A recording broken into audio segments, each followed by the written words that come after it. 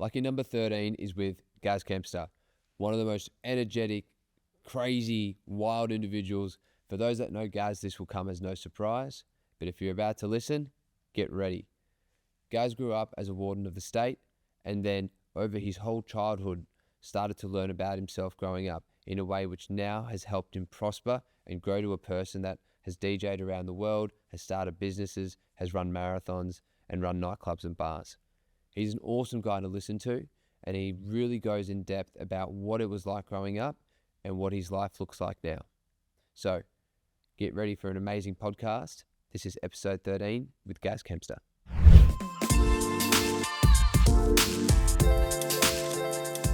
have an advertising agency, and obviously I do a lot of music, probably too much music. Yeah. But it's it's getting that balance, and I find it's really, really important. And definitely over the last, we're not spring chickens anymore. No, mate, don't you say that again. Yeah, so health and having that balance is so important. So I train nearly every day, and I'm trying to get more sleep. Like my gift, my curse is I'm one of those strange people that I can easily get by on 1-2 hours, and function fine. And definitely as I'm getting older, I need to sort of sleep more and get the siestas in. But like when we ran that event yesterday, the day before, I'd probably had 2 hours, and then ran that event yesterday from 6 a.m. till it was there till about 9 p.m. So it's like they're solid days, but I love it. Like I love the pressure. I love the hustle and bustle, and I've always been, I guess, of the opinion and the philosophy, for lack of a better term, that just not to waste any days. You never know. You never know how many days you got left, and you never know what's sort of coming next. So I never want to get to a point where I'm just like, oh my God, could have done more. So I'm a big one on just cramming it in, and just sort of living life to the fullest. How do you plan to sleep more when you got that mentality? Because it's fucking hard to keep that and then go. As I've gotten a little bit older, and I don't know if wise is the right word, but I seem to be doing okay. But I've definitely I like getting these like little siestas in. Maybe living in Spain, so I was based in Spain for 4 years, playing music over in a little quiet island called Ibiza, which I'm sure you know. Quiet. Yeah, it's as crazy or as calm as you want it to be. That place. Ironically, I remember the last year I was there, I didn't have a lot of Australian crew over there with me, so I was kind of doing my own thing, and I actually found it was quite a peaceful sort of time to be there. Like I'd play my sort of few gigs, and sometimes you can let a little bit loose, but it was actually quite nice. Sort of just being on the island and having fun and just having that balance. But definitely now, in terms of with the exercise and sort of getting obviously trying to prioritize sleep and eating well and all that sort of stuff. It's just so important because I think the old additive of like you got to put the right sort of petrol in the car sort of thing. If you put the wrong stuff in, you're not going to run efficiently. So you got to go that premium unleaded. Well, mate, you run fucking fast. You talk a million miles an hour. Some person's going to be going, fucking, how's the energy on this guy, right? I'm sure that I've got I'd be the poster boy for ADHD. I remember like one time when it's funny, like sort of growing up, I was never diagnosed with it or whatever, but literally, if you read the symptoms of ADHD, it's like my life biography. And it was funny, like reading some of the stuff, because there'd be things in there that you'd be frustrated about. Like I just have little things that I just have trouble doing, like keep it okay, tidy house, and I'll do my washing, but just putting washing away is just something I just hate doing. Like you need that imaginary basket, mate. Yeah, the one that you... it's just these little things. And then I remember reading all these things for ADHD, and it was like reading my memoirs. But it's good. Like things are going well, and I always want more. And I think one of the things that when I worked in advertising agency, and I worked with some amazing people there, and I'm still business partners with a few of them, with some of my venues, but was one of the we did a lot of NLP coaching and that sort of stuff, which I found was really, really good, and one of the really positive, beneficial things I got out of that was being able to climb the tree and see how far you've come, sort of things, and sort of taking that perspective. You said NLP, for those that don't know, NLP is neuro-linguistic programming, yeah? Yeah. Can you explain just in brief what that is for people that don't know? It's basically, and correct me if I'm wrong, but for the learning, I probably did it for about 2 years, but it's basically modeling excellence. And And so it's a really good way in terms of, ironically, it's like there's good and bad examples of how people are. Do you remember that there was a book called, I think it was called The Seeker or something like that? And it was about basically like, trying to like peacocking and picking up girls or guys, whatever you're into. And it was and that was using these skills, in a, if you're a Star Wars nerd like me, it's like, the light and the dark side. But it basically, in terms of modeling excellence, in terms of what do the best people, what are the Michael Jordans in terms of getting in, how does he get in that zone? Like I saw Tom Brady last week. We had a lunch thing with Tom Brady. Incredible, just in terms of that level of excellence, and modeling that excellence. So what is it about a Tiger Woods golf swing, that makes him so elite, or a Michael Jordan jump shot, Tom Brady obviously throw, and why these guys so good under pressure? And one of the main things I've definitely taken from that is that repetition, obviously, and putting the work in, so that these guys, whether it be business, whether it be sport, whether it be life, they've got the skills, they've got the training, and they've got the right mindset to be able to achieve at a really high level consistently. So that was one thing that I really enjoyed in terms of with my stuff, going, okay, cool. What are the areas that I'm good at? Like, I know what I'm good at, and I know what I'm not good at. And so rather than ask a fish to climb a tree, he'll feel stupid his whole life, sort of thing. So become laser focused in the areas that, like, I know I'm really good with creative. I'm a very up and energetic person, and I can make best friends with people like that. It's a skill, and the NLP stuff was really good in terms of modeling behavior, pacing, in terms of, I speak very fast. And so when I worked in agency world and that, I had to really make a big focus on that, and slowing down my speech patterns and matching speech patterns, and be able to engage people. And then, you can change your body language, and that they change with you to be able to engage them, and that sort of stuff. And it was incredible. And it's a bit of, it can be a bit of a cheat code, I guess, in business and life, in terms of being able to build rapport with people and do it very, very quickly. But my big thing is, surround yourself with people that bring the best out of you. And people that don't, cut them dead. See you later. Cut them dead. Yeah. Like how often do we see people that are just, within friendship groups, work groups or whatever, and they're just bringing them down. The age old example is, how often do people with their dreams and hopes and dreams with businesses and stuff, it's often their family that are the ones that are crushing their dreams. They're told they can't do that. I remember when I first started doing music. I've always sort of played instruments and stuff like that, and I was playing percussion, and like I had people that I worked with and sort of stuff like, oh no, that's not you. You run events, you don't need to be performing as well. And I remember, like, the first time I played a gig, I had one rhythm, was like da da da da da, and this lady came up to me, and she's like, "You're really shit." And I'm like, "I know, but I'm very determined. I promise you I'll get better." And then, a couple of years later, I'm playing all over the world, and Ibiza, and some of the best venues and festivals and that sort of stuff in the world, and having a really good time. One of the things you mentioned was families can be a massive blocker for you to achieve your dreams. It's not just sometimes your friendship group. Yeah. Sometimes it's your fucking family, right? It's 100%. And it's wild. It's wild to think that, you have these goals, you have these ambitions, and then sometimes the people closest to you, they're almost blindsided by the fact that, they only see you through a specific lens. 100%. They haven't seen you out and about. They don't know what your vibe is. I have a very small understanding about your dynamic growing up. What was your dynamic growing up? So mine was a unique one in terms of, so I became a ward of the state with my two brothers and my sister when I was, I think, 6 or 7. So my father passed away. I don't really remember it much. Call it repression. Call it just, my memory's not great at the best of times. I'm really good with some things with memory, and then other things, maybe you block it out, maybe I just forget. I don't know. There's a lot going on in my brain. But so was taken.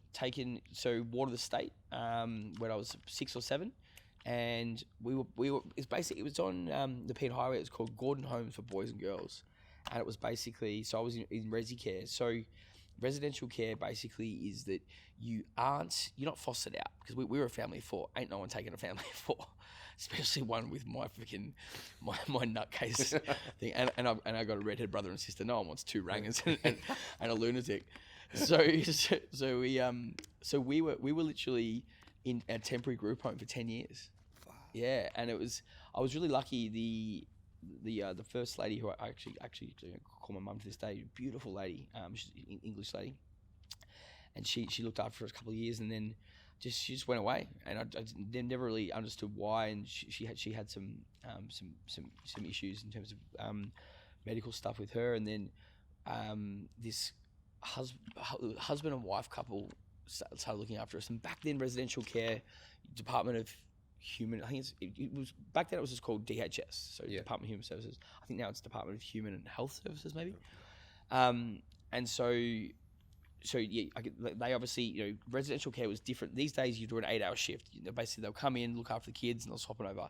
Back then, these people lived with you. So these people were getting paid. They were your full-time carers, and these people were bad people. They were terrible people. They were like, my younger brother is gay, and I just remember, like, they always used to say, like, he hadn't come out at that stage, but they were very, very, very Christian, and they had very, very old school beliefs. And they used to always say, God made Adam and Eve, not Adam and Steve. And I just remember hearing that. And then when my brother came out, I was like, oh, fuck, can you imagine growing up and hearing that? I can't even fathom just that. horrible. And so these the people looked after us. They were just bad people. They were just psychologically, they were horrible. And there was some really, like, as much as I didn't realize how nuts they were until, obviously, and I played a lot of sport, played footy and cricket. I was down at St. Bede's and loved it.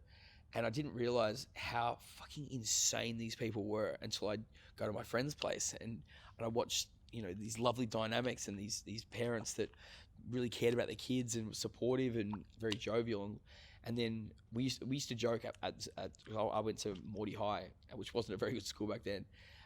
But we used to joke that Gaz should go to prison for a holiday. So they were just bad people. So everything was regimented to time. So we weren't allowed to all come out of our room at the same time. It was like up at 7, you come out, do your chores, have your breakfast, and then it was basically it was pretty much like a prison, sort of army kind of thing, in terms of with the times. And they were very, very strict. But they just weren't good people. They were in it for the wrong reasons, because you could, back then, if you're getting paid to look after, and we were good kids, we were smart kids, and we were doing well in school, and there's not a whole lot of kids in resi care, especially when I was growing up. So we were kind of the poster children of, hey, these kids are doing well. I was, school captain, primary school and high school, and doing really well at sports. And my brother's a lawyer, and and so that they knew they were on a meal ticket. They had this good family that they didn't have to have this, because they'd come from looking after bad kids, where they had to give really, really regimented structure to kind of get these kids through. But when you had a pretty normal family like us, what's normal, it was crazy. But one of the really good things about it was that it taught me an incredible work ethic, because we were working every day. On the weekends, we had to go, like, mow lawns, and because they had sort of part-time stuff, sort of doing maintenance and that.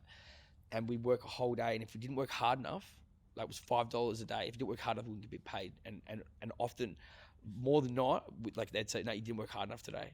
So I was just drilled from this. You saw me walking around yesterday. That's just how I'm drilled, like, just to go hard, go fast, don't stop until it's time to finish, sort of thing.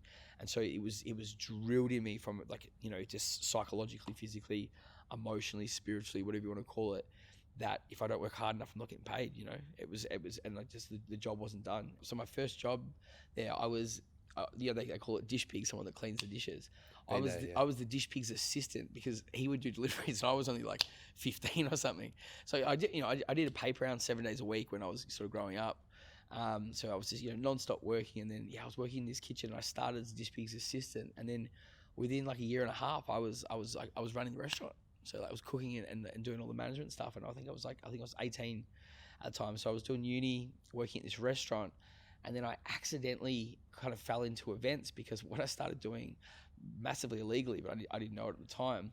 I was running this I was overseeing this restaurant on Bay Street, Brighton, and I started doing parties there. Like at night, I black out the windows, and I just do these these parties, and just getting people together, and I didn't really know what I was doing, but I was falling in love with doing event management, which is I guess one of my main things, and I'd black out the windows, and I had to stop doing it because we ended up having it was 1,000 people, and like the whole of Bay Street was full, and police were pepper spraying people, and it was Pepper spraying people Yeah, in Brighton. yeah, it wasn't Wouldn't read about it. It wasn't pretty, and so that's when I was like, okay, I need to take these events. I need to actually learn how to do it with a bit of structure and do it properly. So I started doing events, and events is really cool because you definitely like I teach a bit of event management. I do guest lecturing at some of the TAFEs and universities at La Trobe and whatnot, doing like business management, entrepreneurship, and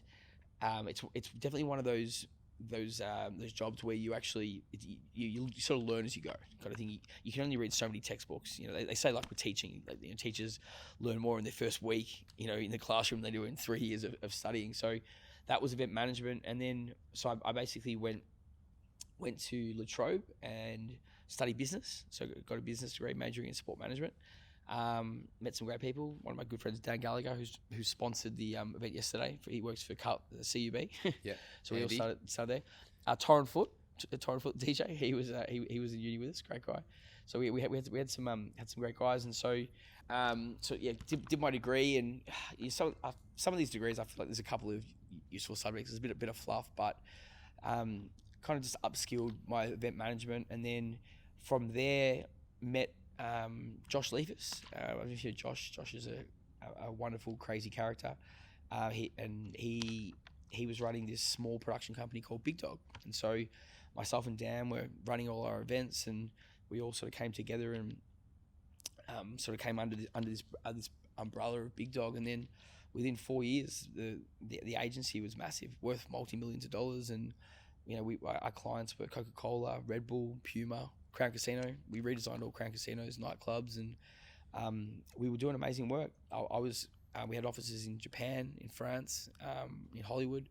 So I was overseas, doing events for like Davidoff and all these amazing events in Japan and that sort of That's stuff. wild. Yeah, and I've because I've run events like as well, and like we had Crown as a contract. I can tell you. That's no easy feat. No, they're tough to work with. They're tough to work with. Red tape for days. Fucking days. And so, you've now gone through literally like a childhood where you've had 10 years in resi care. Yeah. You've done, your high schooling and your uni. Yeah. And you moved through super quick, right? Yeah. Can I just take you back to your high school? Mm-hmm. Did your mates know you were in certain care? No. Or did you ever talk about it? Or were they just like, no, Gaz is like... Yeah, I think like a few of my close mates sort of knew, because no one ever came to my house and they weren't allowed, and then they never came to any, like remember Rocker Stedfords and all that sort of stuff. I wasn't allowed to do any of those. They said I was allowed to do 2 sports, and I could play an instrument. So I was playing guitar, and I sort of taught myself drums and stuff, but. They never came to anything, like no concerts, or you see your parents in the crowd sort of thing. So none of my friends from school ever met these people or the prison wardens. But maybe 1 or 2 close mates, but it's not something you want to talk about because you don't want to come across as weird or not fitting the mold of what a high school, because what it's like in high school.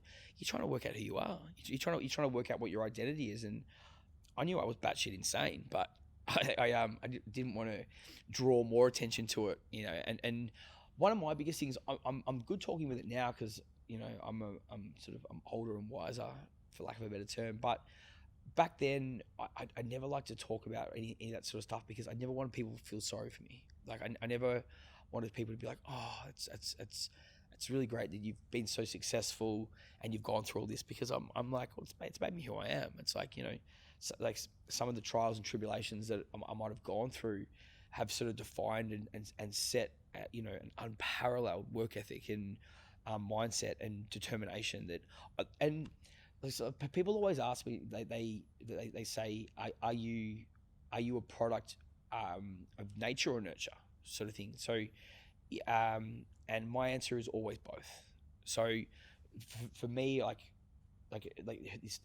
this crazy freaking 100-mile-an-hour, of course, is who I am, but you know that's nurtured to an extent, and you know, you sort of you're rounding off the edges, you know, to make it into a product, into a person, into a being, however you want to say it. So for me, it was, growing up, I didn't want to, you know, I didn't want to stand out too much. I just wanted to kind of fit in, and I definitely, I remember in high school, it took me probably not until I didn't know who I was, in terms of was I the sport kid? Because when I went to Morty High, it was rough back then, rough. I went to Bowie High. Yeah. You know, so I was down the road. And ironically, Bowie, Sandy and Morty weren't the good schools. No, they weren't. Sandy didn't even have a uniform.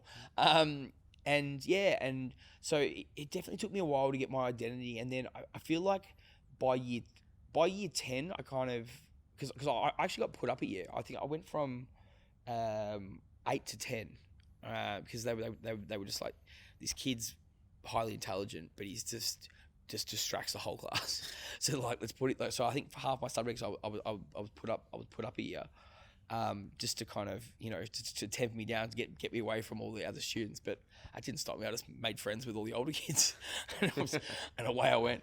And you can imagine what every school report was like.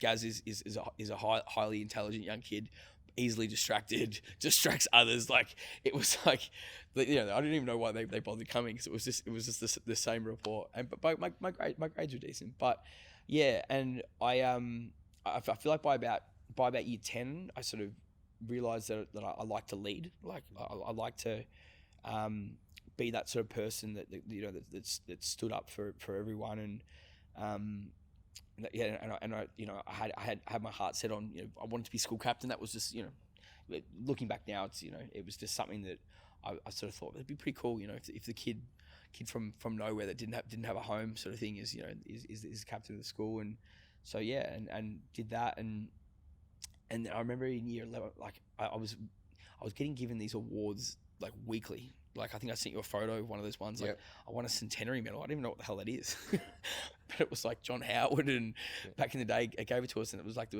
was 50 given out in the whole of Australia. And mine was for leadership in the community. And because I was this, like, it's a bit of a chicken and the egg thing. It's because obviously I was doing well in, you know, I was doing a lot of coaching and just sort of everything, whatever I could be doing in terms of charity and stuff. But because you're this kid that's come from, you know, from residential care, you get given all these extra awards, and I was doing speaking at events, and I had no idea what I was saying. I was just rambling.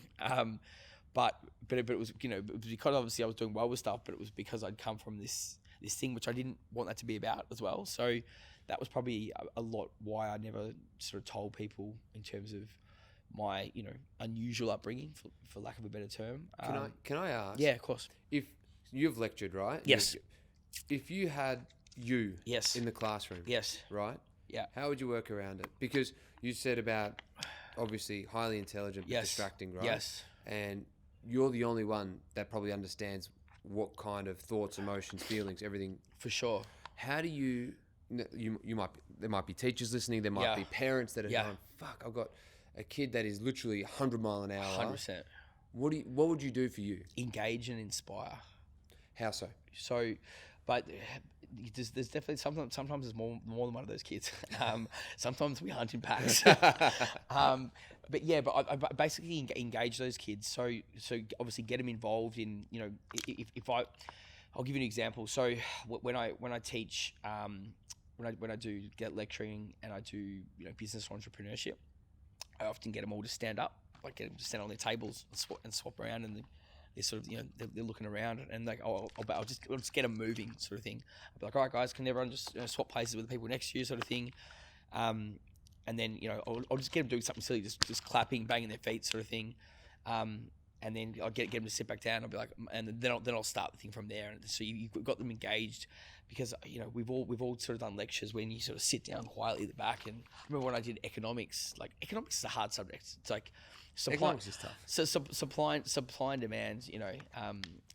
Is that overarching macro micro sort of analysis of it. But I remember this lecturer. He was an Indian fella. Oh yeah, maybe one of your cousins. Yeah. And I couldn't understand a word he was saying. So, and no one could. So what I would do, we do a challenge every week, and so they bring something in for me to eat, and so it was like, could I fit like 10 Hubba Bubba things in my mouth, and one was a whole thing of peanut butter, and then we had to stop it. The last one I did, because I had to go to the doctor, was a whole packet thing of Warheads, and the sour Warheads, and I had to take it out, and all inside of my mouth was just peeling off, and I could only taste lemon for a week because I'd burnt all my taste buds. And these are the sort of things that we did, like and because you just go home and teach yourself economics, because we couldn't understand a word this guy was saying. And I remember thinking, I was like, this is insane. Like this guy's being paid to poorly teach us a subject, and he used to write so fast, and you get to the bottom and then he'd scribble it off. So you're trying to understand what he's saying, write those notes, and he wouldn't give lecture notes. He wouldn't give lecture notes out. So it was just, you were just racing to sort of get this stuff down. And I just remember thinking, I'm like, this is not how you engage and inspire. So then, okay, so on a day-to-day basis, right? So let's say a parent at home, Yes. she's got a kid, or he's got a kid. Yes. And day in, day out, they need to be engaged and inspired, right? Yes. How can you consistently show up for that kid like yourself, where, obviously you had a regimented frame, but if it's a home dynamic, they don't have those same restrictions. They have the comparison of what the kids are doing at school. Yeah. Like, let's say you're a parent of exactly you. Mm-hmm. What do you do to make sure that? Fucking good luck. Yeah. It's a hard one to answer, because there's no often you're trying to put a square peg in a round hole sort of thing, in terms of the dynamics of every kid, every business, and a lot of things that we sort of work with in life and business, and everything else that sort of engage can be very different. And so, like, what I always try and do, whether it be in personal relationships or business ones, is get common ground in terms of understanding what it is that drives this person. What's this person passionate about? Often because I actually worked in resi care myself, because the lovely lady, Margaret, who looked after me, and we reconnected when I was 18. And she's still in my life now. She's amazing, and she asked me to help out down in Frankston doing resi care, and I said I'd help out for, I think I said I'd do 6 months. I hadn't started uni then, and I left 4 years later. Wow. Because there was a family of 4 very similar to mine, and I was like, I can't leave these kids. Like, I need to be with them for a bit. There's not a whole lot of male resi care workers, because it can be quite hard, because a lot of these kids, they're very street smart, and so they can easily, accuse a male worker of sexual assault, all that sort of thing. And I used to say to the kids, they'd be upset and have a go at me. I'd be like, how long you been in resi care for? 3 years. I'm like, I did 10. You know what I mean? And then all of a sudden, you've just broken down this barrier, and they're like, hey, he understands me. He's been where I am, and you connect with them on another level that these other workers can't, because they know where you've come from. And I couldn't leave this one family. Excuse me, I couldn't leave this one family. And I remember because you're given obviously tools, and you're given a lot of training, when it comes to like doing things like resi care, but you kind of got to work out what works for you, in terms of, you grab those things and make it yourself. And I remember with these kids, because some of these kids were bad kids, like bad kids, like one of the kids had come back, and there was more skin that was black and blue from just being beaten up by the parents than there was skin that wasn't bruised. So I think that's pretty heavy. Yeah, and then I had another girl that, parent mother came to pick her up, and she was clearly on amphetamines. Like, she was high as a kite. And so I'm like, I'm sorry, I can't let you look after your daughter. So I've got the daughter hitting me from the inside because I'm not letting her see her mum. And the mum, hey, you hurt me here. And I'm holding this door like, you know, this is not happening. And you're like, how am I the bad guy here?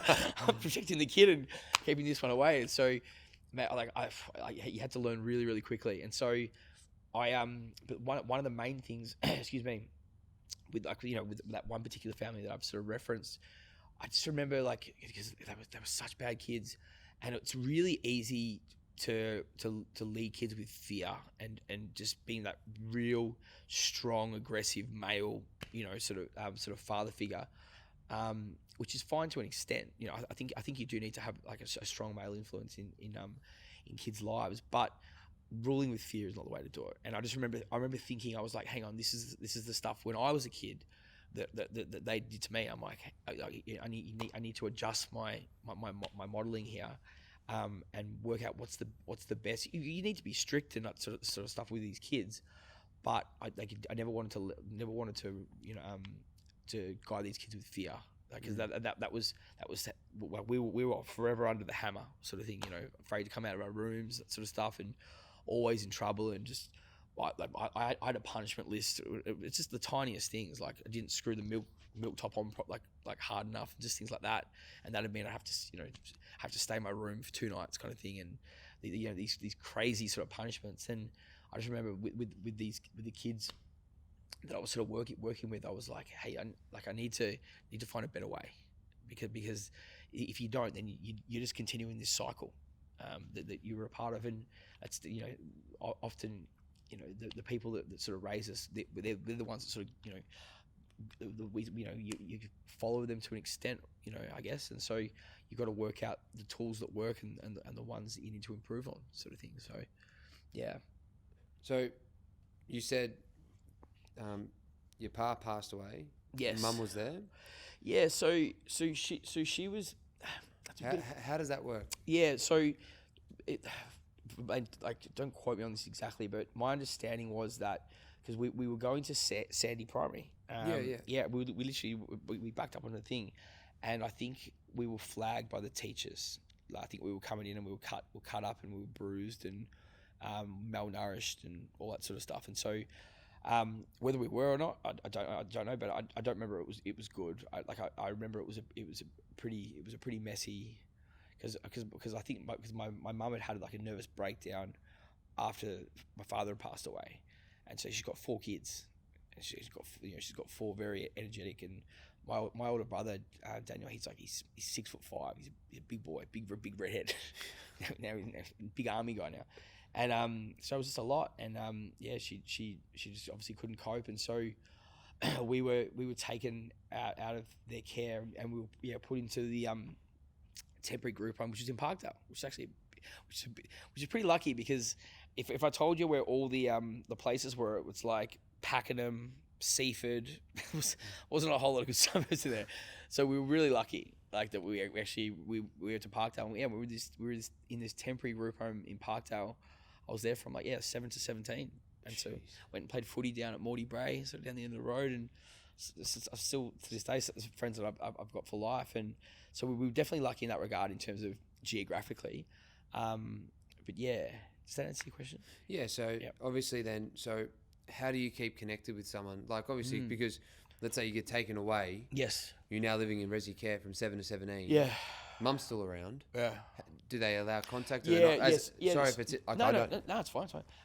It's fine. So there was access, I think they called it, and it wasn't supervised or anything, but from memory, it was we'd go see her on the weekend, and it was so tricky, because I remember we had to sit in court and say we don't want to live with her. Fuck. How do you do that? Well, if I look back, I don't know whether we were coerced into doing it by the people that were looking after us, because they had these really good kids, and they didn't want to, because if we go back with our mum, then they're going to get, because you usually have minimum 3 up to 4 kids in a house. So it's really tricky to know, but I feel like it was a bit of both. I don't think that our mum was capable of looking after 4 kids. I think she just had a lot of stuff. But there was definitely when we come back from Access, they were looking for things to jot down and, that sort of stuff so that they could kind of build a case. And then obviously it's so tricky because we go to counselling and DHS, they just do all this mandatory stuff. And I just remember sitting there and I was just off of my own little land. I just sort of told them whatever I thought they needed to hear so I could get out of there. But it's really tricky to know, like, did we go up onto the stand in the court and say, we don't want to live with this lady because we didn't want to live with this lady, or because the people that we were living with Monday to Friday, which was, I guess, the more stable home, because when we go back to our mum's, it was a bit more of a normal sort of house, we could sort of run amok a little bit. But you're going to school Monday to Friday, all your friends now and everything are in that sort of area where you are for a majority of the week. So I honestly couldn't tell you, like, I'm only thinking about it now, but I honestly don't know, like, whether, and I don't know where she is or anything like that. Still, no. It's. I think my sister reached out to her. I don't even know if she's alive. what? It's crazy, isn't it? And it's at a point because it got to the point where we were doing the Access. I can't remember how many years it was, but then we just got to a point where she just gave up. She just gave up, and then